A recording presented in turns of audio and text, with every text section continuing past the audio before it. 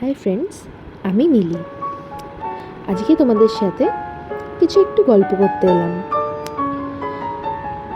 আজকে আমার হাওড়া ময়দানে কাজ ছিল।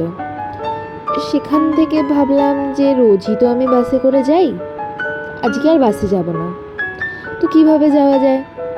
তার জন্য একজন বলল এখানে ঘাট আছে, তুমি লঞ্চ পার করে যেতে পারো।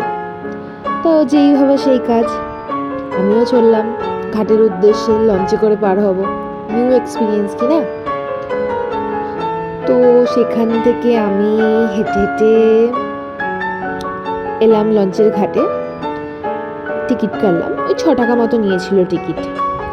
সেখান থেকে আমি লঞ্চের ফেরিঘাটের দিকে উদ্দেশ্যে রওনা দিলাম, দিয়ে লঞ্চে উঠলাম যথারীতি। দেখতেই তোমরা পাচ্ছ, দেখো আর নদীর ভিউটা এনজয় করো। এই দেখো, তোমাদের সাথে গল্প করতে করতে আমি প্রায় ওই পাশের ঘাটে কাছাকাছি চলেই এলাম। এবার টিকিটটা দিয়ে বেরিয়ে যাব।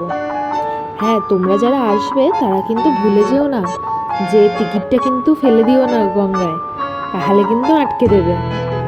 Ticket must. আর এরপরে এখান থেকে বেরোতে বেরোতে ভাবলাম যে চলে যাব, কাজ তো হয়েই এসছে। তাই ভাবলাম যে গঙ্গার ঘাটে, যে ঘাটে আরতি হয় বাবুঘাট, সেই ঘাটে যাই। যেই ভাবা সেই কাজ, চললাম। রাস্তায় বেরিয়ে ডান দিক দিয়ে বেশ কিছুটা হাঁটলে, 5 মিনিট মতো হাঁটলে তোমরা চলে আসবে হচ্ছে বাবুঘাট। ওখানেই আরতি হয়। দেখো কি সুন্দর ওয়েদার না?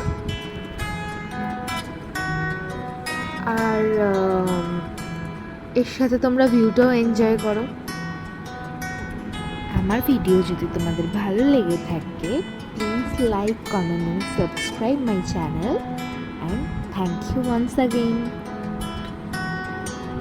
Bye bye.